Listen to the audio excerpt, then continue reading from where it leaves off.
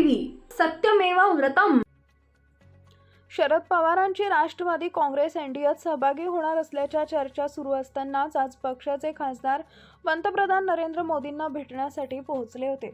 सुप्रिया सुळेंसह पक्षाच्या खासदारांनी पंतप्रधान नरेंद्र मोदींची भेट घेतली। या भेटीचा व्हिडिओ देखील समोर आला आहे। एनडीएत सहभागी होण्यासंदर्भात बोलणं झालं का? या भेटीत नेमकी काय चर्चा झाली?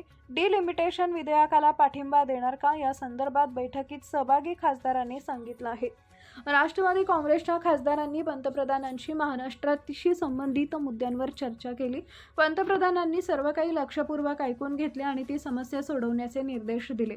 शरद पवार यांच्या पक्षाच्या खासदारांनी महाराष्ट्रातील ज्योतिराव फुले, तुकडोजी महाराज, सावित्रीबाई फुले आणि अण्णाभाऊ साठे या 4 मान्यवरांना भारतरत्न प्रदान करण्याची मागणी केली आहे।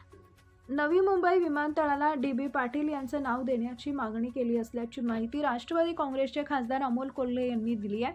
8 खासदारांनी प्रत्येकाच्या मतदारसंघातील मुद्दे मांडले आहेत। सभागृहाचं कामकाज होत नसल्यानं जे मुद्दे पटलावर मांडता येत नाहीत त्या संदर्भात पंतप्रधानांकडे समस्या मांडली आहे असं सांगितलंय। एनडीएमध्ये सहभागी होण्यासंदर्भात विचारण्यात आला असता ते म्हणाले की जर कोणाच्या मनात शंका असतील तर आमच्या भेटीचा व्हिडिओ पाहावा। आम्ही पंतप्रधान मोदींना महात्मा फुले पगडी आणि उपरणं भेट दिली, तसेच राजदंड हातात असलेला छत्रपती शिवाजी महाराजांचा पुतळा दिलाय। त्यामुळे त्याकडे पाहिलं तर शिवशाहू फुले आंबेडकर विचारधारेची ही प्रतीकं आहेत। त्या प्रतीकांना घेऊनच पंतप्रधानांचा सन्मान केला आहे। या भेटीत इतर कोणत्याही विषयावर चर्चा झालेली नाहीये।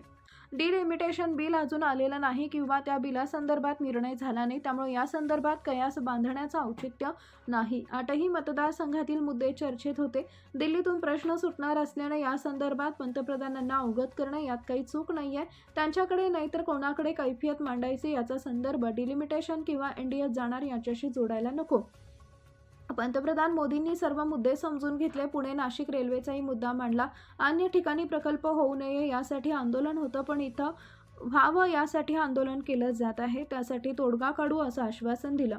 आरोग्यासंदर्भातील मुद्देही उपस्थित केले। राजकारणापेक्षा धोरणात्मक चर्चा झाली असं त्यांनी सांगितले। या संदर्भात रेल्वे मंत्र्यांनाही भेटून झाला आहे। तोडगा निघत नसेल तर तुम्हाला सर्वोच्च नेतृत्वाकडे जावं लागेल। चाकण MIDC 1.5 लाखांचा महसूल देत असून स्थिती पाहिली तर खड्ड्याचं साम्राज्य आहे। 2 किलोमीटर जाण्यासाठी 2 तास लागतात।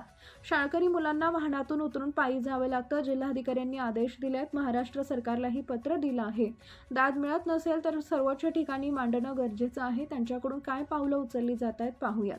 काही गोष्टी महाराष्ट्रात तर काही केंद्र सरकारच्या अखत्यारीत आहेत असं ते म्हणाले।